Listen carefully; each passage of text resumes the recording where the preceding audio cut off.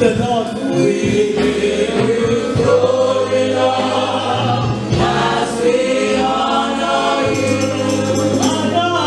Lord. We give you glory, Lord, as we honor you. You are wonderful. You are worthy, oh Lord. You are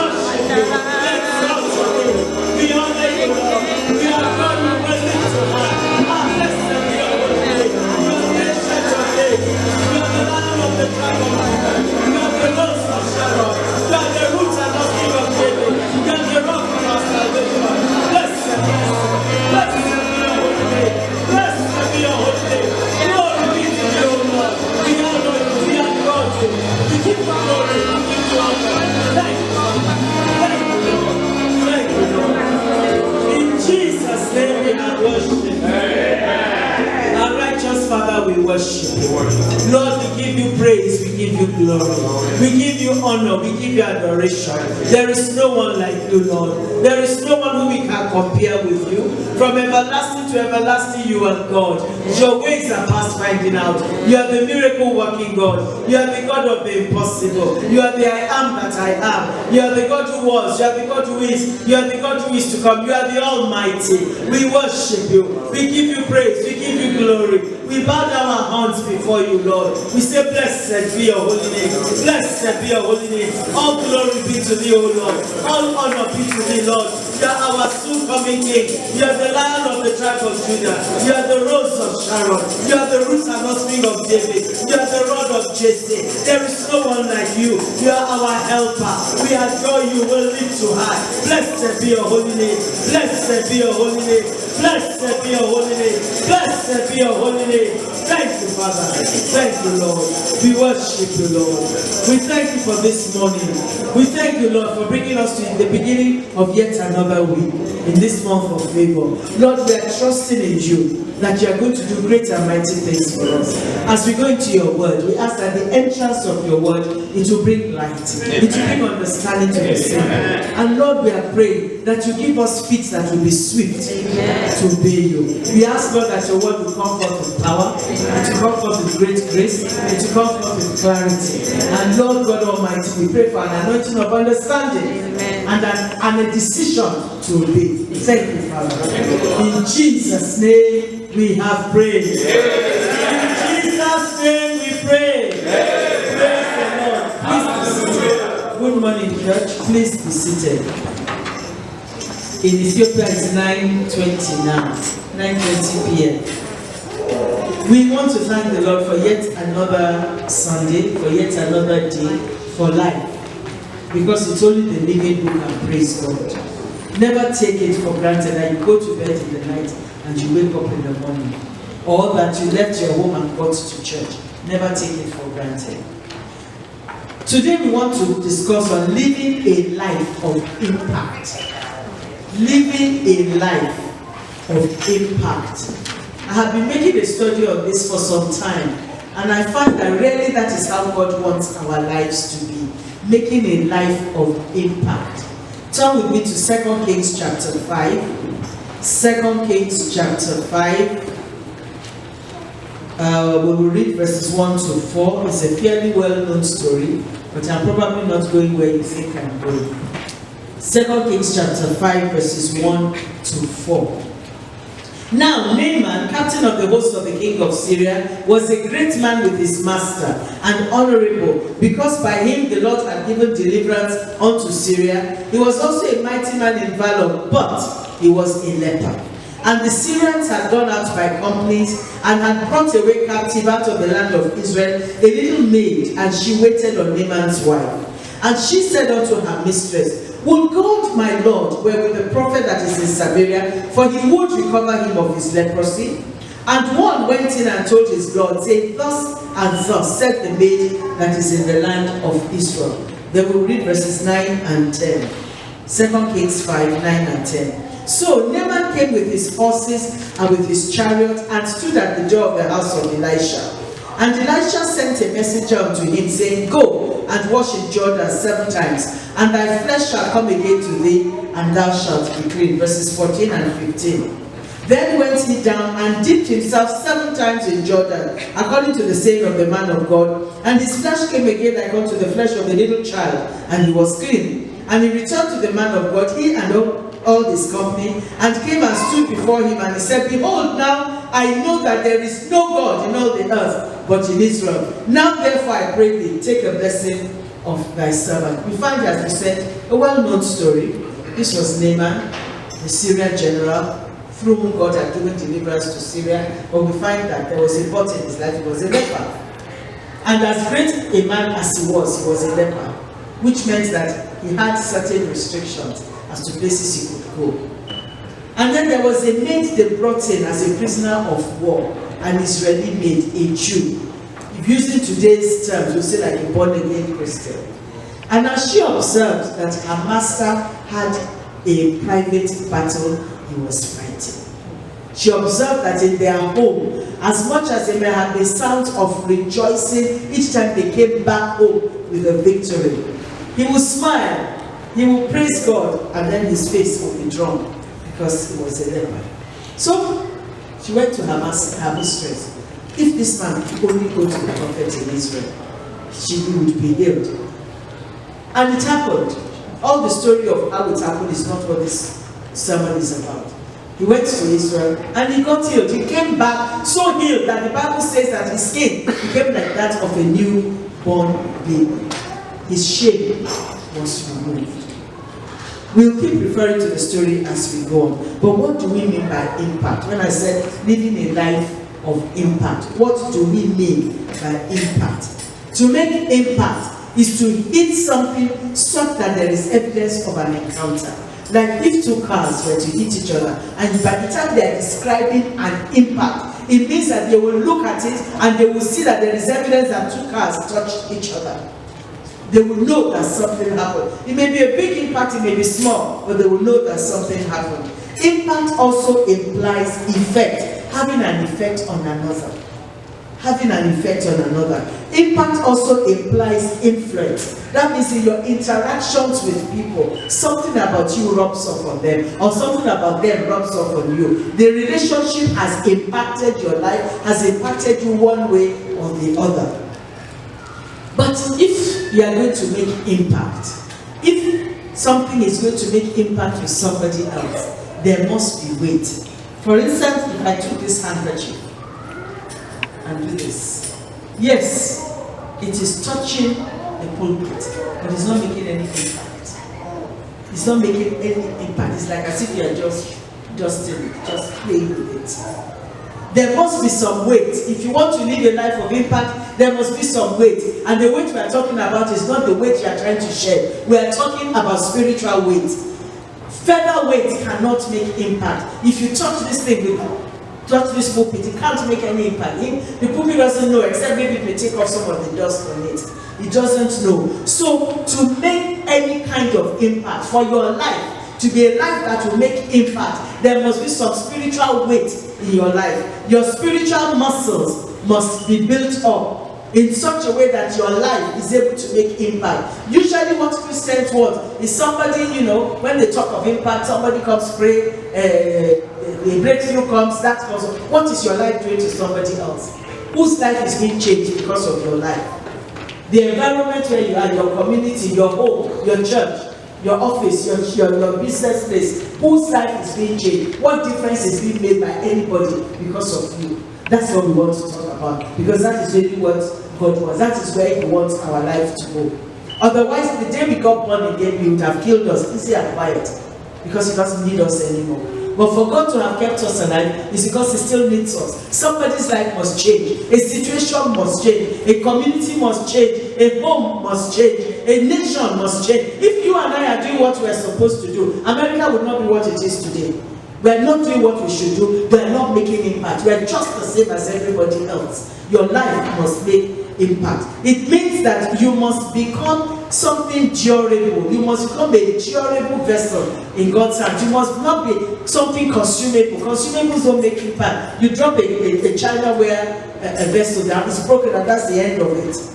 But by the time, that's why the Bible says in the house of God, there are many vessels, some to honor, some to dishonor, some of wood, some of earth, some of gold, some of silver. And that what God wants is for all of us to be vessels of honor, fit for His use. You'll find that in 2 Timothy chapter 2, verse 21. 2 Timothy 2:21. So to make impact successfully, there must be some spiritual weight about you. You must be endurable. One thing that can last, not consumable, and the slightest thing it cracks, and it is gone. And then also, if you want to make impact successfully, you must be able to hit, you must be able to make impact, you must be able to make things change, but you yourself must not be destroyed in the process. You must not be destroyed, otherwise the use is only once. But God wants us to be permanently impactful. Now, if you want to live a life of impact, we'll start today, and by the grace of God, since I'll still be here next week Sunday, and the thing Pastor says I'm also preaching next week, right? We'll continue. Wherever we reach today, with the help of the Holy Spirit, we'll continue. And if you don't want to come to church because she's talking about impact, sorry, I wish you would come and you bring others.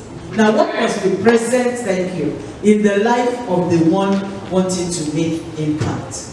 You see, brethren, maybe you may be wondering why I'm talking the way I am. Me, I made up my mind many years ago. I don't want to be an ordinary human being. I don't want to be an ordinary girl. I don't want to be an ordinary Christian. Otherwise, why remain alive? If your life cannot touch somebody's life, if one person cannot see my life changed because of you, then you have no use. It means that I am just consuming resources that God can let somebody else eat. The population scientists are saying the world is overpopulated. Your life must impact the life of somebody. Your life must touch somebody. Too many times, all we want is give me, give me, give me. God answer this prayer, God answer that, God do this, God do that. Your life must touch the life of somebody. Somebody's life, a community, a nation, a city, somebody, someplace must change because of you. Now, if you want to live a life of impact, the first thing, you must have a desire. The problem is many of us don't have a desire for anything. And if you don't have any desire, don't have anywhere you are going, any road is okay, anything I do is okay. There must be a desire. You must make up your mind that your life will make impact. In Philippians chapter 3, Apostle Paul said something very, very crucial that I would want us all to look at. Philippians chapter 3, we'll quickly read verses 13 and 14. Philippians 3, 13 and 14. It says, "Brethren, I count not myself to have apprehended, but this one thing I do, forgetting those things which are behind, and reaching forth unto those things which are before. I press toward the mark for the prize of the high calling of God in Christ Jesus." Apostle Paul had a desire. He said, I don't want to take it that I've already got what I want. I don't want to take it that I have arrived. I'm going to keep pressing on. And the reason he used the word press is because the pressure to keep you back, the pressure to make you stay on the same level is so much that for you to move beyond, you need to press. That's why I said, I press. And I'm not just pressing, I am moving higher and higher. He had a desire. So if you want your life to make an impact in any situation, there must be a desire. Secondly, you must follow it with a determination to pay whatever price is necessary to achieve that goal. For instance, if somebody is in school, you are pursuing a degree program. Now, you may pursue a degree program and all you just get is CCC or DDD or EEE. So that by the time you finish, you get what is called the pass degree. Isn't it on graduation day, all of you are going to wear academic gown? Would they know the difference? Everybody wear the same academic gown, not so. It's when they start giving awards, then you know. But there are some who will say, no, I don't want to be like every other person. I want to aim for the highest. Isn't there something they call first class? Me too, I want to get first class. That's right. Thank you. By the time you are aiming for first class, even if you break your leg along the way, isn't it, you get second class offer? But if you just let me just pass, you might fail. Yes. You might fail. So everywhere where they give 50% or 40% as the pass mark is unfortunate.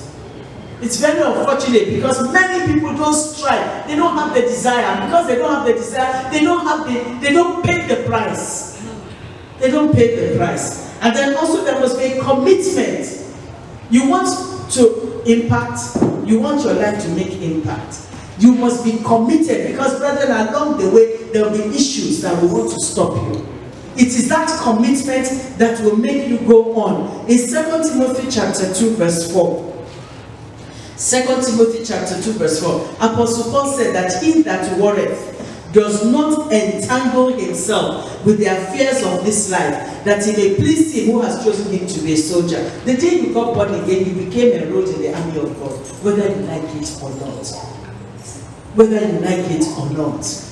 You were recruited into the army of God. But some want to remain at the level of the recruit, just barely making it. But there are some who decide, no, I want to be a general. But there's a price to be paid. And there is a commitment. It means that when the guns are going to you are not running away.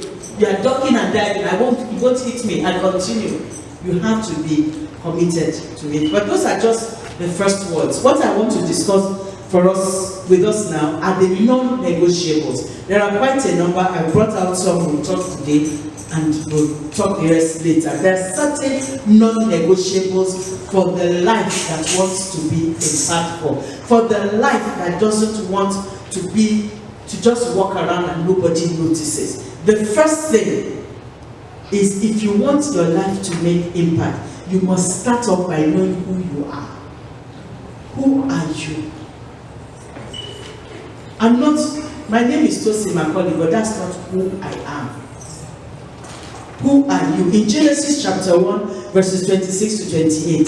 Genesis 1, 26 to 28. We've read there where God says, let us make man in our image, after our likeness. And let us give them be fruitful, be multiply, have dominion, and so on and so forth. God made man in his image, after his likeness. That means he made us to be like him. And then he gave man dominion over everything he had made.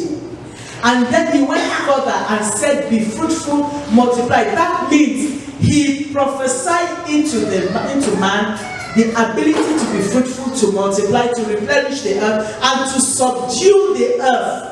Which means that what God is saying is, I have made you as my representative. I have made you as my representative. You are sent to the earth as a representative of God, with the full package of all that is in God, so that you can do on earth what God could have done had he been the one physically living on the earth.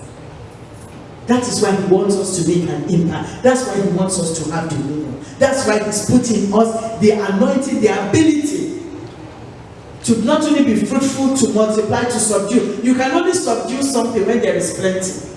When you have very little, you can't subdue, because that will be too much to subdue you. So God, right from beginning, made each of us as his divine representatives. He has made us as people that he sent to the earth in the different places where we are. Let me put that to you. Acts of the Apostles chapter 17. Acts of the Apostles chapter 17, we will read verses 26 and 27. Okay, I can read it in King James. Okay. Acts of the Apostles 17, 26 and 27. He says, and has made of one blood all nations of men, for to dwell on all the face of the earth, and has determined the times before appointed and the bounds of their habitation, that they should seek the Lord, if haply they might feel after him and find him, though he be not far from every one of us. God has determined, he made the whole world with the blood of Adam. He did not create another human being. He created Adam. From Adam he made Eve, so it's the same blood. When he was destroying the world in Genesis 6 and Genesis 7, he kept 8 people, a remnant from the original. So it's the same blood of one person that God has now used to recreate the whole earth. And then he has set the boundaries for the nations, and he has determined the time of the appearing of each person and of each nation. God had determined that a certain time will come when the earth will be broken up. It was all one big mass before. I'm a geologist, so I can tell you. And then they determined the time when the earth will be broken up. And then he determined the time when nations will emerge as nations. For instance, let me give you one example. There is a nation we knew before as Czechoslovakia, isn't it? There was a time when that is what it was called. But some few years ago, certain things happened, and it was broken into two. It became Czech Republic and Slovak Republic. Because God had determined a time that each nation will appear, and the boundary of their habitation. So, for as long as it was Czechoslovakia, it was not yet what God wanted. But God still allowed it. There was a time we knew what something that was called Union of Soviet Socialist Republics. Like an embassy, Russian, like an empire. But a time came when they had to be broken up into the different countries, big and small, because God had determined a time. Now the nations are not just the hills and the valleys, the nations are you and I as well. So God had determined when each of us will be born, when each person will come up, will appear on the earth, when each nation will come on the earth, and therefore he's sending you to the nation. Why? To represent him.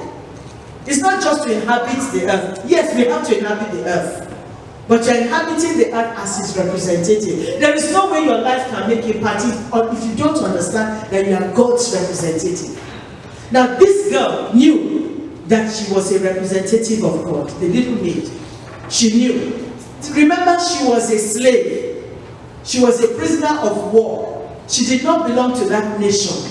She came as a prisoner of war, and the general said, come and work in my house. Now, evidently, she didn't have immigration papers because she was a slave. She was a prisoner. She's a disposable item. But she knew where she was coming from. She knew that me, I'm a Christian and I'm representing God. And as soon as she discovered what was going on in the house, she took that opportunity. And she spoke to her mistress. It was possible for her to have said, maybe to keep my mouth shut. No, my life must make impact. Somebody's life must change because of me. She told her mistress. And because God saw her heart, God made sure that that information got to the master. She knew she was a representative of God and she represented him well. Do you know that whatever other problems she must have had, because her life made impact in the home of Naaman, do you know that he would have given her one paper? He said he didn't have passport. If I will even give you passport of this nation, then we'll send to your embassy, they'll give you passport of your own nation as well. How many people do you have in your family? Your father, your mother, you have 10 brothers, you have 5 sisters. Bring all of them. Shame, we give you a whole estate. Why? Because the shame of Naaman was removed. Because somebody decided that her life would make impact. The things you are praying and asking God for, you don't know what it is that God is waiting for you to do for somebody, and then it will become cheese for you. The second thing, if you want to live a life of impact, is that you must know where you are also in the scheme of things with God. Many of us think, well, you must know where you are in the scheme of things with God. Yes, after all, I've given my life to the Lord, so I can live my life anyhow. No way. You must not only be born again, you must know where you are spiritually. You want your life to make impact. You cannot live an anyhow life and think that you can make positive impact in anybody's life. In Genesis chapter 2, verses 15 to 17. Genesis 2, 15 to 17. After God gave Adam a job, God also gave him clear instructions. God gave him a job. I've planted this vineyard, look after. I've planted this garden, look after it. And immediately God now gave him instructions. Anything you like, you can eat in this place. Anything you want. But there's one thing I've reserved for myself. The tree of the knowledge of good and evil. You touch it, you die. God was very clear. Unfortunately, one day when God went out creating, the devil came, tempted Eve, she gave her husband, they ate. And immediately they discovered they were naked. Brethren, sin exposes. Sin exposes. Sin makes you appear naked before God. If you dream and you see that suddenly you are naked, go and check your life. Or you dream and find that the dress you have on has a lot of holes in it, go and check what you've been doing wrong and make it right. So, I just gave you that free of charge. So they found they were naked. And because of that, they looked at it, I must solve this problem before God comes. Our God is coming back in the evening. Before he comes, let's solve the problem. So they took leaves. They made clothes. No matter how, those of you who deal with cut flowers, no matter how well you've preserved it, you put it in a jar, you've put jig, that's bleach. A little bleach inside the water, maximum 1 week. After 1 week, the thing starts wilting. So they put on something temporary. But then God came and gave them leather. But before we get to that point, when God came back, God had to ask, Adam, where are you? Do you think God did not know their physical location? They were hiding. This is God, the possessor of the ends of the earth, the God who knows the end from the beginning.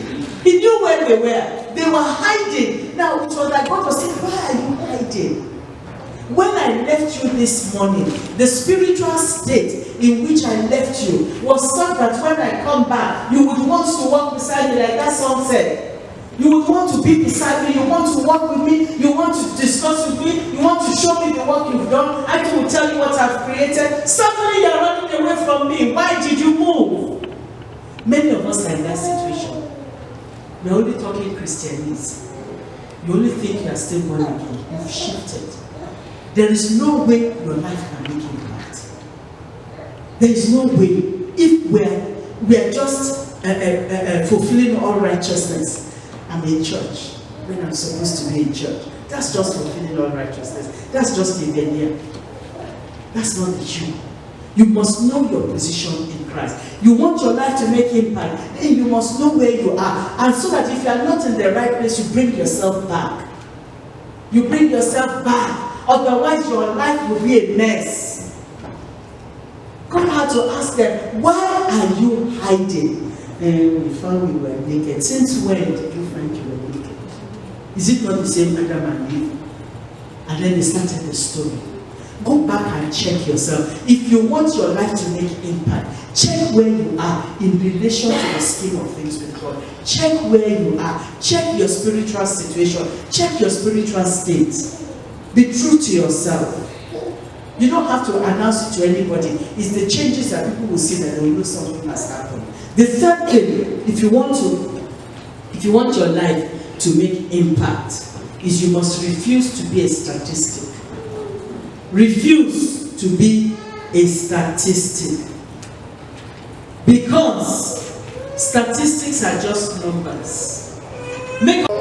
You must make up your mind that your life must count for something. I refuse to be a number. I refuse to be one of the group. No, my life must count for something. Make up your mind, but some don't want to because of the price that they need to pay to be able to stand out. And I'm talking about impact positively. I don't mean stand out for bad. Otherwise, why are we Christians? We're not Christians just to fulfill righteousness. We're not Christians just to sit in a place in the pew. We're Christians. God has caused us to be saved and has kept us alive because He wants to use us for something. There's something that He wants for our lives. We are His representative. He sent us to the earth and kept us on the earth because there's something He wants us to do. There's somebody whose life must change. In the whole of the Bible, there was just this mention of this little maid in just this chapter. This chapter 5 of 2 Kings. But she made impact in the life of a general, a very, very highly placed government official in Syria. I am certain that that was not where her life ended. She made an impact and the doors opened unto her. She refused to be a statistic. She may have said, I'm only one, just help me keep alive. At least madam is giving me food to eat. I have a place to put my head. My other mates, they died in the war. I'm still alive. No! She made up her mind. What's that can happen is they'll kill me. Shut up. Who's asking you? Is it because you are living with us? Now you know the husband's secret. Keep your mouth shut. They could have said that to her. They could have killed her. She would just have been one of the number. But she decided, I would do something. So refused to be a statistic. The maid decided, I will speak. I will not be a statistic. And she's entered into the Bible today. Your life is not meant to be ordinary. In Deuteronomy 28 verse 13. Deuteronomy 28 verse 13. The Bible says, and the Lord shall make thee the head and not the tail. And thou shalt be above only and thou shalt not beneath. That is the plan of God for your life. That's the plan of God for all our lives. And Apostle Paul said, as we read it in verse Philippians 3:14, Philippians 3:14, Apostle Paul said, I press towards the mark of the high call of God in Christ Jesus. That means not just the same call that everybody else is answering. But I want the high one. I want to press. I want to work hard. I want to do everything I can do to get to the top. Which means when I succeed, I forget it. When I fail, I leave it. I keep moving on. I find out where I fail, correct it, and keep moving on until I get to the top. He made up his mind, I will not be ordinary. And Apostle Paul was not ordinary. He suffered, yes, but he kept on. His life was not ordinary. He's the one who wrote 2/3 of the New Testament. He's the one who gave us a lot of revelations that many people did not know. People did not understand the revelation behind the Holy Communion. It's Apostle Paul who explained it to us. There's so many things. It was Apostle Paul that God revealed it to. Why? He chose, I will not be ordinary. Make up your mind that you too will not be ordinary. Don't be satisfied with where you are. Don't be satisfied with where you are. Yes, I've been wanting to go to America. I am now in America. And so what? That's the bottom line. You are here in America like everybody else. What are you doing by being here? What are you doing? What difference is your life making to the nation? Why are you here? So you are here, and so what? I'm here too. I'm only here for a brief time. The short while I go back to my base. I don't want to live in America. No, I don't. I want to go back to my base. But wherever I am, I have told the Lord a long time ago. I've suffered in many ways for it. But I thank God because I've also learned for it. I've told the Lord, I don't want to be ordinary. You don't want to be ordinary? No, I don't want to be ordinary. You will suffer, it's fine. So long as you don't let me die. They will kill me. But God raised me back to life. But that's another story for another day. Make up your mind. you will not be ordinary. Don't be content with where you are. Too many are satisfied with where they are, so long as their needs are met. That's the bottom line. For me, that is mediocre level. That's the same carpet level where everybody is. If they can build, how many story building is it that they built in New York? Yes, it was bombed, but they built it. The Twin Towers, how many stories? 100 and how many? You don't even know. The one that was bombed, the Twin Towers. Do you know that Dubai built something bigger?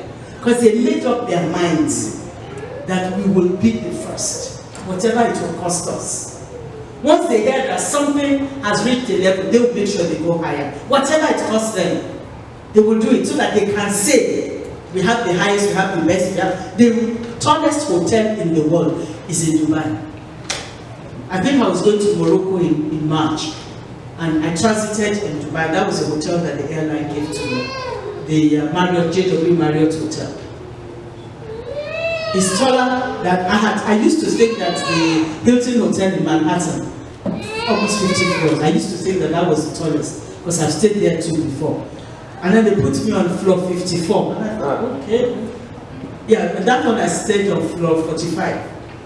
Floor 55, I said, oh, okay. Then they said, by the way, ours is the tallest hotel in the world. Why? Just because they made up their minds that we will not be ordinary. And because they decided they will not be ordinary, the whole world is going there. They are impacting the world, whether you like it or not. Make up your mind. The girl stopped. She did not stop. She said, I will not stop. I will make sure this message gets across. She made up her mind. And then the Bible says, and one went in and told his Lord. The fourth thing, to make impact, understand that God has a purpose for your life. If you want your life to make impact, you must understand there is a purpose for your life. You are not just born to consume resources. You are not just born to arrive in America. There is a purpose for your life. When the scrolls of America are going to be read, your name will be there. What will it say about you? Let me refer you to the scripture. In Psalm 40, verses 7 and 8. Psalms 47 and 8. One version says, then said I, lo, I come. In the volume of the book it is written of me. I delight to do thy will, O my God. Yea, thy law is within my heart. That's the King James Version. In the New International Version, Psalms 40 verse 7, it says, then I said, here I am. I have come. It is written about me in the scroll. I desire to do your will, my God. Your law is within my heart. There is a purpose of God for your life, and he wrote that purpose in his scrolls. He wrote it in his book before you were formed. If you go and read Psalms 139, Psalms 139, the psalmist there said, even before the different parts of my body were formed, God already knew them. And when they were being formed in my mother's womb, you already had the arrangement, and you had already decided what each one would do. So in the scrolls of God, there is something written about you. That is the purpose of God for your life. And because of that purpose that he has for your life, he wired you to fulfill that purpose. So until and unless you are fulfilling what God has sent you to do, your life is just ordinary. Neither will you have peace. Neither will you have joy. You just shift from one thing to the other, and you don't know why. It's because you haven't discovered what God wants, and it's because you are not doing it. For instance, if a lady does not know that God has a purpose for her life, she will sleep with all kinds of men. She will allow all kinds of men to rub her body. She will be tinkling and enjoying it. But she doesn't know there is a purpose for her life. She's wasting her life. A man who doesn't know there is a purpose of God for his life will keep playing around with girls, drinking and doing all sorts of funny things. That's why some people learn late. Not because they didn't have the opportunity younger, but because they didn't understand that their life is precious to God. There is a purpose of God for your life. There is something that God has written in the scrolls about you. And once you have that understanding that there is something God has written about me, then I must discover. And I must key into it. And the way to discover is not suddenly get a dream. Very, very I say unto you, you are going to be the next president of the nation. No. It's by doing what you know is right at every step. And then suddenly you find that there is a direction in which God is leading you. Every step, Everything you are asked to do, you do your best. You are doing your best. You are doing your best. You are putting in all you can. And then you suddenly find God is moving you. You look back a few years and you find, no. You suddenly realize there is a direction in which God is moving you. And then your life can begin to make impact. Why? Because you are doing your best at what you have been told to do. Then even from before you get to the ultimate, God gave, what's his name, Joseph, 2 dreams. That he was going to be great. In Genesis 35, verses 5 to 11. In Genesis 37, verses 5 to 11. Genesis 37, 5 to 11. God gave him 2 dreams of greatness. He did not get there for another 13 years before he became prime minister. But along the way, despite the challenges he had, his life was making impact. His life was making impact. He was sold because his brothers hated him. He was sold as a slave into Potiphar's house. His life was making impact in Potiphar's house. He entered into prison for a crime he did not commit. His life was making impact in prison until ultimately he was able to get to the throne. In Acts of the Apostles chapter 15 verse 18, Acts 15:18, the Bible says, "Known unto the Lord are all his works from the beginning of the world." There is something written about you that God had known about from before. He had written it in the scrolls, and you must discover it. So when the scrolls of your town are read, your name will be there. What will it say about you? What will it say that you have done? You must discover what God wants you to do by being faithful in the little things that you've been asked to do. It's only then can you be your best and your highest. It's only when you are doing what God wants you to do, that is when you can be your best. That's when you can be your highest. Me, I know God wants me as a missionary, and He trained me first as a geologist.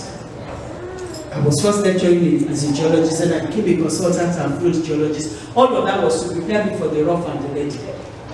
So the day is good, it's fine. The day is not so good, it's okay. That's why I can't come and sit here. If I sit here, then I'll be traveling from town to town, state to state, we'll be planting churches and doing all sorts. So that is when I'm at my best, being a missionary, not sitting down. But maybe there are also those who must sit down. That's when they're at their best. There are different things that God has wired each person for. Discover it, and when you are doing it, you make impact. And the last point I want to make for today is that if you want your life to make impact, you must watch the choices that you make. Watch your choices, the things you choose to do. Yes, once you are an adult, you can do what you want. You are free to do what you want. But God doesn't want you to do what you want. In Genesis 25, verses 29 to 34. Genesis 25, 29 to 34. We come across a story of Esau and Jacob. But in one verse in Hebrews, it says it. So we will read that one. Hebrews 12, verse 16. Hebrews chapter 12, verse 16. You see, I lost 2 iPads with a lot of material in 2 months, and that drove me away from. I stopped doing my training materials in my iPad. I lost one in February, 2 years work. They replaced it for me. I lost it again in March. It crashed for no reason. So that's why you see me opening my Bible, because I like opening my Bible. Anyway, Hebrews 12:16. Hebrews 12:16. Lest there be any fornicator or profane person as Esau, who for one morsel of meat sold his birthright. For you know how that afterward, when he would have inherited the blessing, he was rejected, for he found no place of repentance, though he sought it carefully with tears. Esau was hungry. He came in hungry. He saw his brother Jacob cooking, asked for food. And Jacob said, "Give me your birthright." Birthright. What is birthright? Me, I'm hungry. No. Tell me you've sold me your birthright. It's also for a dinner, a plate of dinner. It wasn't even the caviar and all of those nice things. Lentil, vegetable. That's what you sold it for. And many of us have sold our birthright. Many have sold the birthright for sex. Many have sold it for money. Many have sold it for position. Many have made choices that they did not realize that the future of that choice was great. Esau did not realize, he saw it as a nebulous thing, something he couldn't hold on to, something that, as far as he was concerned, had no value. He couldn't put money on it. Jacob got the birthright. Jacob's name was changed to Israel. And today, until Jesus comes, Jacob remains the father of the 12 tribes of Israel. His life is still making impact today. His life is still making impact today. Watch your choices. Watch the choices you make. Some choices you will make, and that is it forever. That life cannot make impact again. Watch your choices. Watch your choices. And if you are about to sell your birthright for sex or for money or for whatever, please change your mind. Brethren, we are going to pray. We are going to cry to the Lord because our life must make impact. As we said, beware of your choices. You can choose to be obedient to God. You can choose to follow bad company. You can choose to do good. You can choose to rebel. After all, it's your life. There is no child in this auditorium. It's our life. We can choose. We can choose what we want. But if you want your life to make impact, you have got to choose to follow the Lord. So if you are here this morning, it doesn't matter where you have been. It doesn't matter what you have been doing. If you are here this morning, you have been coming to church or going to church somewhere, but you don't remember the day or the hour when you ever really surrendered to Jesus Christ. Maybe that is why you couldn't really find your place of relevance. Today is the day you can surrender to Jesus. And the beautiful thing is that the Bible says the blood of Jesus cleanses from all sin. So it doesn't matter what. Nobody is going to ask you what was it that you did. But the Holy Spirit will remind you and help you to ask Jesus for forgiveness. We will pray for you first before we pray any other prayer, because we have about 2 or 3 other prayer points as well. Shall we pray? Shall we pray? Please let all eyes be closed, let all heads bow. You are here this morning. You don't remember the day or the hour when you surrendered your life to Jesus Christ. You don't remember. You may have been going to church. That's not the question I'm asking. You don't remember when you ever said, Jesus, please forgive me. I recognize I have sinned.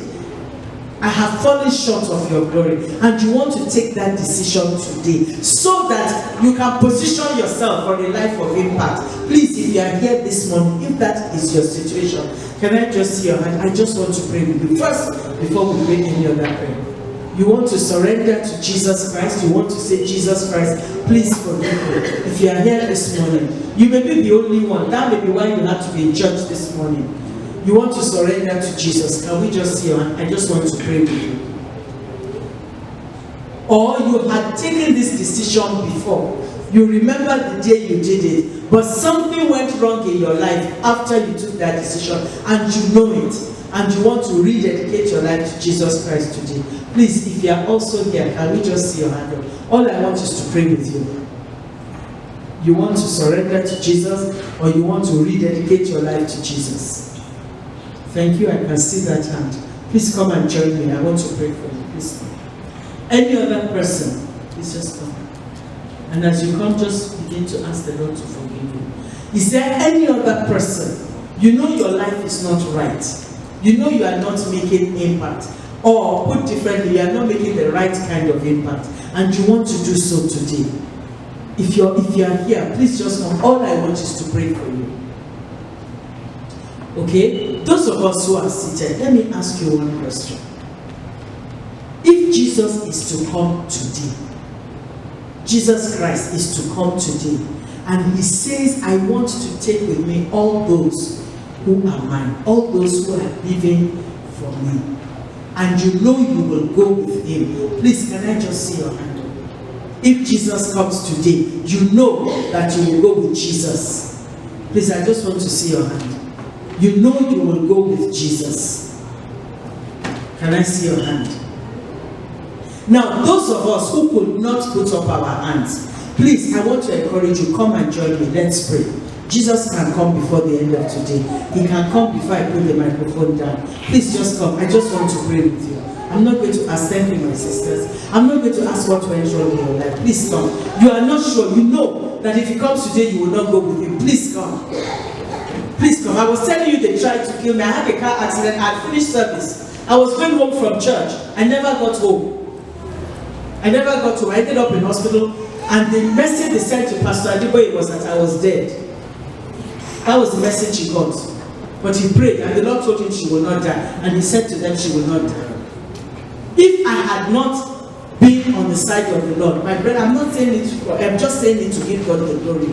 That would have been the end. You would never have met me. If there's any other person, you are not sure that if Jesus comes today, you will go with him. Please come. Let's take this prayer together.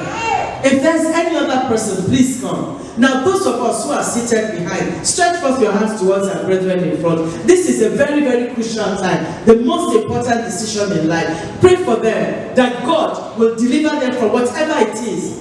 That any kind of sin they're struggling with, any way by which the devil wants to take dominion over their lives, pray that God will deliver them from it. Now, those of my brethren who are in front, I want to thank you. I want to congratulate you for taking this decision. And I want you to know that God does not condemn. God is not condemning you. He doesn't like what happened, but he loves you so much and he wants you back to himself. So I want you to please say this prayer after me. Dear Jesus, I thank you for coming into the world. I thank you for dying on the cross for my sins. I acknowledge that you did it for me. Dear Jesus, please forgive me every sin I have committed. Let your blood wash me clean. I invite you, Jesus, come into my heart. Be my Lord. Be my personal Savior. Help me to live a life that is pleasing to you. Every struggle that I have with wrongdoing, Father, put an end to it today. In Jesus' name. Thank you, Father, for saving me. Please remain where you are. Can the rest of the church please stand? Please stand. We have one or two prayers to pray. We've already overshot my time. But I can never end without making this call. Please, brethren, we're going to pray. God wants our lives to make impact, positive impact, and we are going to pray. So the first prayer we will all pray, including those of us in front, and I too will be praying it for myself. Father, I want my life to make impact, but I have done many foolish things. Please forgive me. Pray, brethren, pray. Our perfection is when Jesus comes. There are things we have done, probably that we shouldn't have done. Things we have said we shouldn't have said. The manner in which we did certain things. Pray. Father, in the name of Jesus, I want my life to be impact. Papa, please, God, forgive me. For any foolish thing I have done, things I should have done that I didn't do, things that I shouldn't, that I didn't do that I should have done. Father, Lord, please, God, forgive me. Forgive me. Foolish things in my life, in the lives of all your children.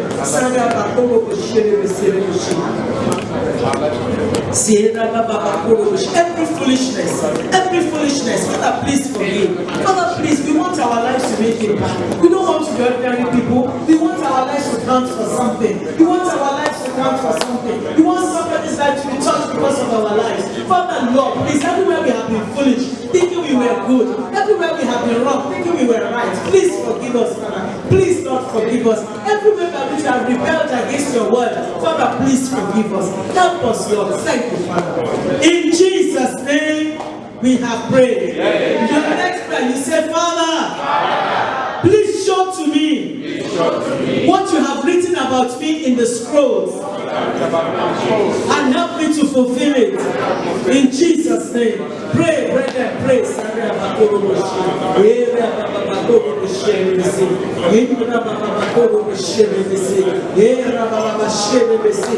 in the life of each one of us, you have written something before the foundations of the earth. You wrote something about us in your scrolls when we were planning the earth. Papa, please help us to discover it. Help us to discover it and to fulfill it. Because it is only as we fulfill it that we can have peace, that we can have rest. Oh, Rabba Sherebesi, Rabba Sherebekoroboshi, Rabba Koroboshi, Rabba Sherebesi, Rabba Sherebesi.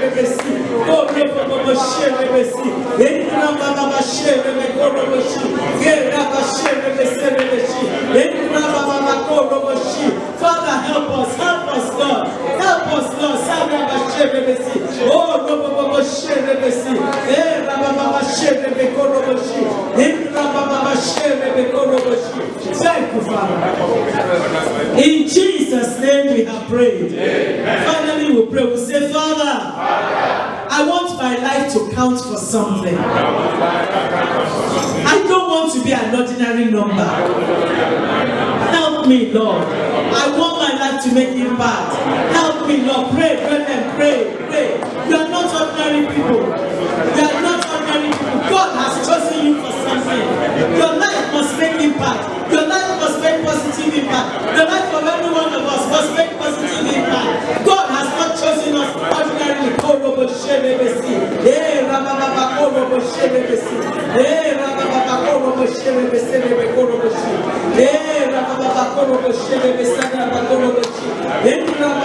Father, I want my life to make impact. I don't want to be an ordinary number, Lord. I don't want to be a statistic. I don't want to be a statistic. Lord, I don't want to be a statistic. Help me, Lord. Father, whatever you need to do in my life, whatever you need to do in the lives of each one of us, so that our lives will make impact. Father, begin to do it. Begin to do it, Lord. Begin to do it. Thank you, Father. In Jesus' name we have prayed. Our Father and our God, we want to thank you. Lord, we give you praise and we give you glory. Our Father, we thank you because it is your desire that our lives will make impact. It is your desire that somebody's life, a community's life, a family's life, a home's life, a nation, Father, will change because of us. Father, Lord, we don't want to be ordinary. For you to have left us alive is because you have something you want us to do. And so, Father, we come before you. We ask that you will forgive us for every foolish act we have done. Everything we have done contrary to your will, thinking we were okay, or being ignorant of what you wanted. Father, please help us. Now that you've opened our eyes, we have come before you. And we pray, Lord, that you will do whatever you need to do in our lives in order for our lives to make positive impact in the name of Jesus. In order, like this little maid, she was a slave without immigration papers. She was working as a house girl, and yet her life made impact in the life of the general. And at the end, oh God Almighty, that general, that government official was able to say, now I know that in all the world there's no other God but this God. Which means he must have gone back to his nation and said, we must worship no other God but this, because one little girl. Father, Lord, let our lives make impact. Father, we don't want to be ordinary statistics. We don't want to be ordinary numbers. We want to be people, vessels unto honor, fit for your use. And Lord, I bring all these your beloved children, sons and daughters who have come before you. They've acknowledged that they know that before a few minutes ago, if Jesus had come, they knew they wouldn't go with him. But now I know that because they have surrendered properly to you, they will go with Jesus. Father, keep each one of them and keep every one of us. Please, Lord, keep each person. Help us to grow in you. Help us to grow close to you. And help us, Lord, that when Jesus comes, none of us will be found wanting. And don't let the things we heard today stand as a testimony against us. Lord, we thank you. We praise you. We bless you. Thank you, Father. In Jesus' name we have prayed. Amen. Pastor, you'll do me a favor. I would want their names so I can be praying for them. Okay? I don't know who's going to take them. So please just follow this, my brother. Please. Take their names and their details. It shall be well with you. I will continue praying with you. I will still see more of each other over the next like 10 days before I go to Jesus.